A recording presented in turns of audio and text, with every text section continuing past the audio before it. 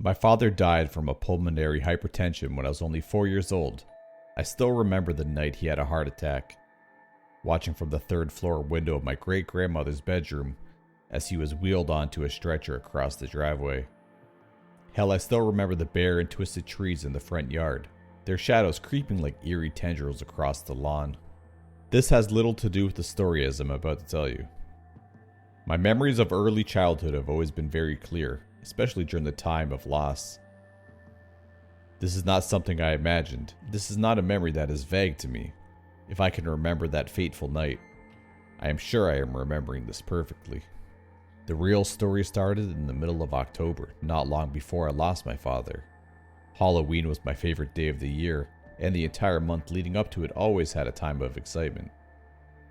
There would be nights where I would lay awake in bed, thrilled by the thought of dressing up as a cat for the third year in a row or what have you. One night in particular, after my mom stuck her head in our room and scolded me for still being up, I forced myself to close my eyes and attempted to drift off. I was almost there, just on the edge of sleep, when I heard the door slowly creak ajar. Being a clever kid, I thought it was my mom and kept my eyes closed while feigning cartoon snores. In reality, she totally would not buy. It was my assumption that my mom would eventually leave, satisfied that I had finally nodded off. But instead, the door creaked even wider, and heavy footfalls began to trot into the bedroom. Eventually, I dared to peek with one eye open to see what was going on. What I saw was not my mom at all, but a monster. He was by no means scary. In fact, he was kinda cute. Covered entirely in thick orange fur, he towered over my bed with a wide grin of pointed teeth. 2 gnarled ram horns sat on either side of its head due to his size. They almost scraped against the ceiling. The monster did not acknowledge my sleeping little brother in the bed across the room. Instead, he held a clawed hand out for me to take. I'm not sure why I thought it was okay, but I accepted his gesture and placed my tiny palm within his and held it tightly. Slowly, he led me across the room and towards a blank space of the wall where my mother had been intending to put some sort of wicker furniture. I watched in curiosity as the orange monster gently scraped the wide door shape against the wallpaper with his claw, and in an instant, a gateway had appeared. Still leading me with the utmost care, he stepped through and were engulfed in a bright flash of light that forced me to squint. As it faded and my eyes adjusted, I found that we were no longer in my bedroom. We were in what I can only assume to be his world, and it was a world that I marveled at. A cobblestone marketplace stretched on before us, filled with stands and carts manned by every kind of monster you could picture. Witches cackled from a booth of frothing potions, and they gave me candy corn as we passed by them. Vampires chilled beneath the shade of an awning, selling decorative vials of blood that glowed like obscene stained glass. There were werewolves, skeletons, mummies, and so much more, all of them busy, preparing for Halloween, and all of them very friendly. Making our way through the market seemed to take hours, but it eventually led into a park filled with trees and another glimmering gateway at its entrance.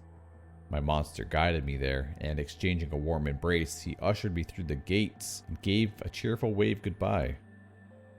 And then I woke up in my bed. My brother was still sleeping soundly across the room, and the blank wall was back to being blank. During breakfast, I told my family the wild tale. My mom reacted the way you'd expect the mother of a 4-year-old to react to some made-up story. My dad just smiled weakly. It was a dream, and I figured it was the end of it. But it had been such an exciting one. I wished I could have had it all over again. 1 year later, my wish came true.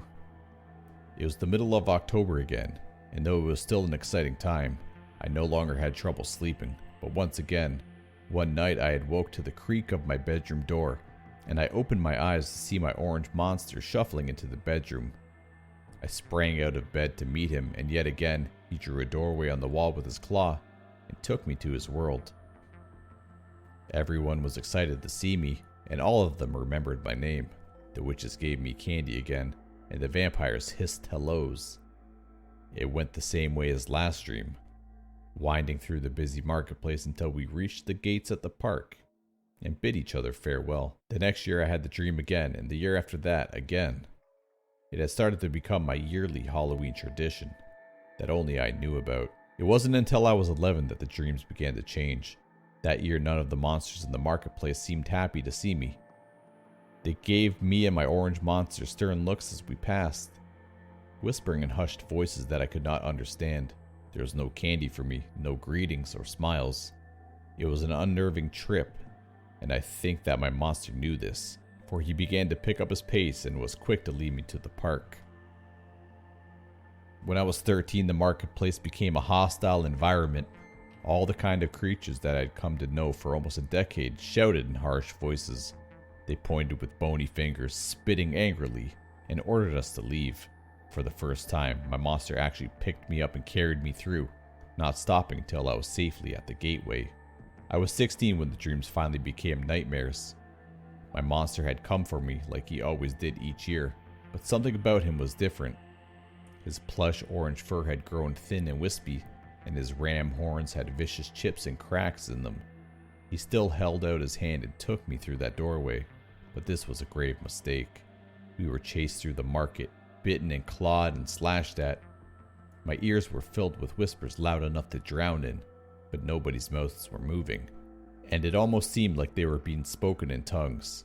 I was too big for my monster to carry, but I let him pull me along in the park. The other creatures followed us all the way to the gateway, not leaving any time for goodbyes. I was shoved through and woke up drenched in sweat in my bedroom.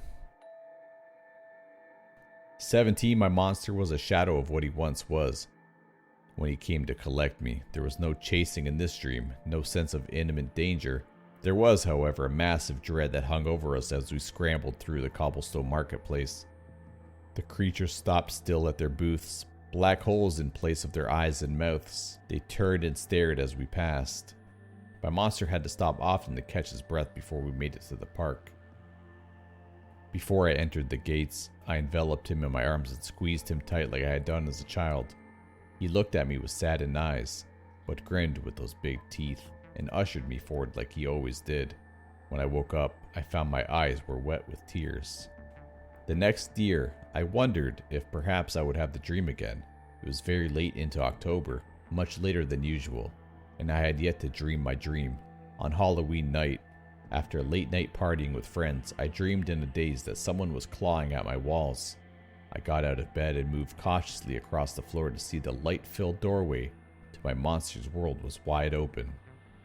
My bedroom door, on the other hand, was shut and I was completely alone. I went through the gateway by myself, wondering if perhaps he was waiting on the other side again.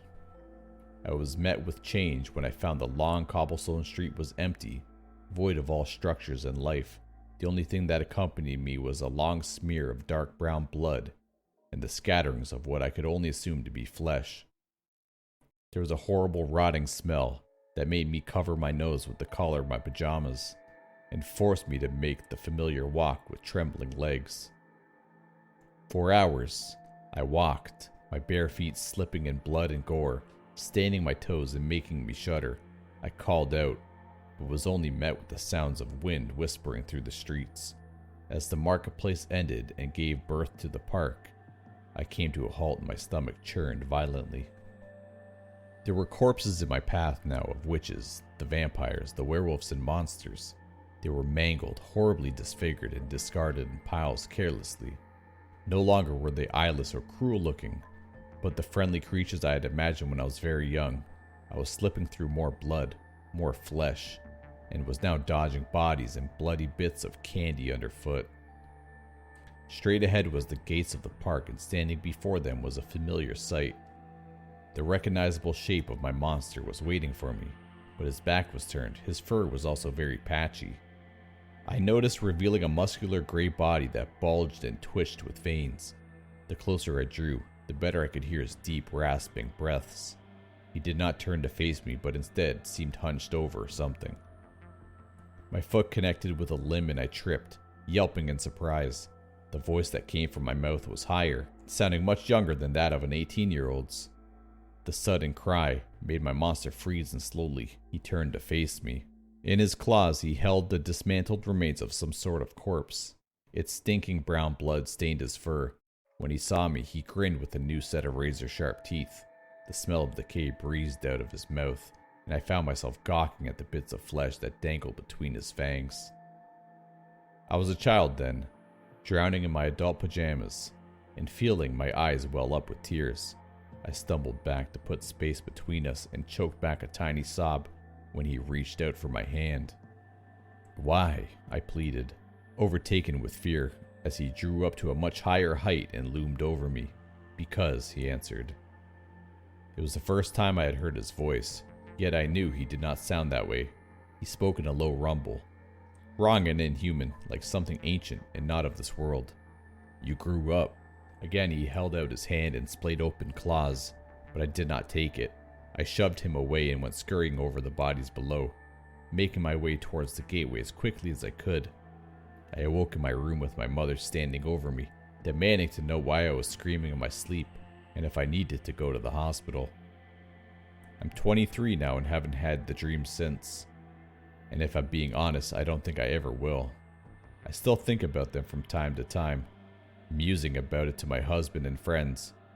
They always shake their heads at me, laughing, reminding me that nobody remembers things like that at such a young age.